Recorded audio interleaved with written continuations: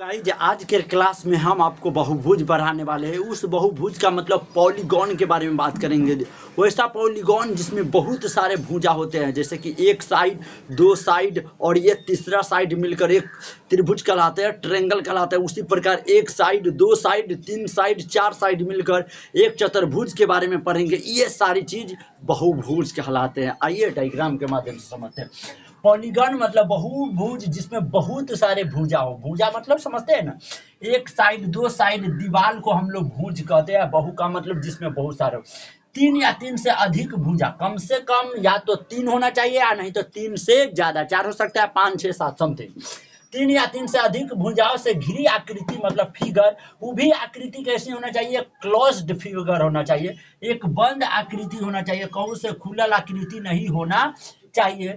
दो भुज से ज्यादा वाले आकृति को हम लोग बहुभुज कहते हैं। जैसे कि हमारे पास त्रिभुज था, तीन गो साइड था, तीनों बंद था। हमारे पास एक चतुर्भुज है जिसमें चार गो साइड है, चारों बंद है।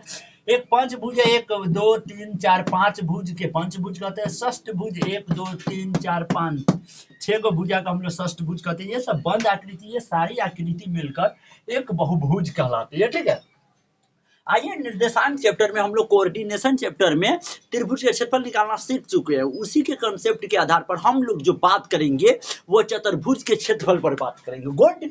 बहुभुज या चतुर्भुज का क्षेत्रफल, एरिया ऑफ द क्वाड्रिलेटरल।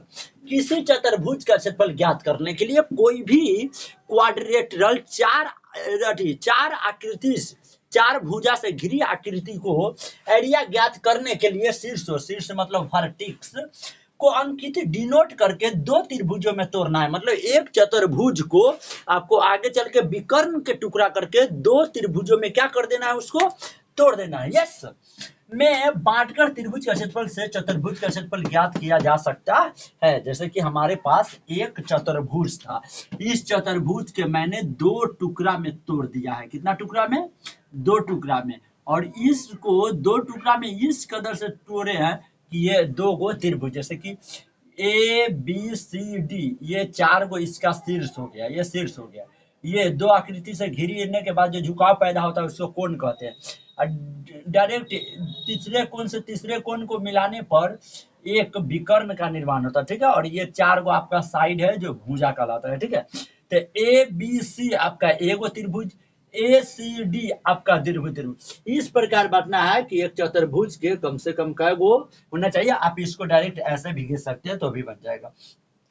तो आपको सूत्र निकल कर आ जाएगा। चतुर्भुज का क्षेत्रफल अगर जो निकालना हो तो त्रिभुज ए बी सी का क्षेत्रफल और ऐड करना होगा चतुर्भुज का क्षेत्रफल निकालने के लिए त्रिभुज ए सी डी का क्षेत्रफल। ठीक है, उसी प्रकार ए बराबर हम लोग चतुर्भुज के जानने से पहले हम लोग त्रिभुज का क्षेत्रफल जानते हैं। हाफ 123 प्लस 231 प्लस में 231 प्लस में 312, 200 आपका 31 होगा। मतलब कि 1/2 into x1 into y2 minus y3 plus में x2 into y3 minus y1 plus में x3 into y1 minus y2। ये सारी कंसेप्ट